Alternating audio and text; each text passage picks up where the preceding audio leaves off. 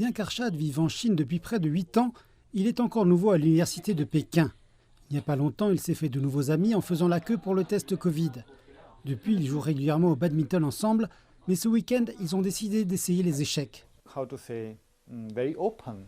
Il dit avoir rencontré de nombreux Chinois ouverts d'esprit qui l'ont aidé à explorer le pays. Au dire de ses amis, ce sont ses compétences sociales exceptionnelles qui lui permettent de nouer rapidement des relations. Il excelle vraiment à interagir avec nous de façon aisée et amicale.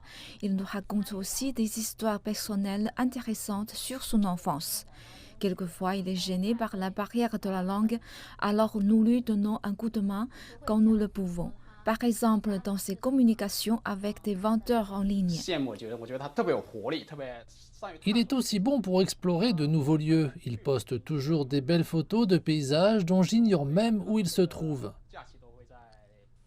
À part enseigner l'ourdou à l'université de Pékin, Arshad a aussi aidé à traduire le discours de Xi Jinping en ourdou.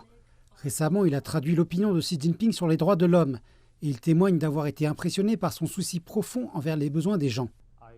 Je suis convaincu que les réalités de la Chine sont différentes de celles des autres pays, donc nous ne pouvons pas avoir la même formule des droits de l'homme pour chaque situation. La Chine a ses propres réalités, par exemple, la priorité est de nourrir notre peuple, de lui procurer un abri et de le sortir de la pauvreté. C'est ce qu'a fait la Chine et je pense que cela a plutôt été une réussite.